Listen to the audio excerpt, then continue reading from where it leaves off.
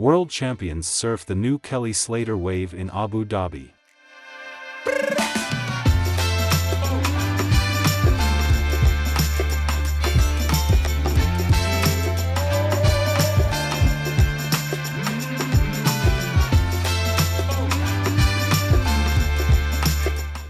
Ben Gravy Tanker surfs in Texas during 7 Seas in 7 Days tour. Catch a wave in the South Pacific and somehow make it to Texas to go tanker surfing, all in the same calendar day.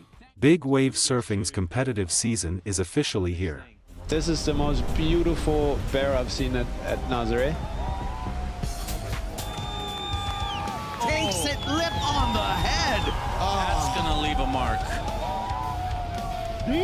That's the wave of the day. He's body surfing.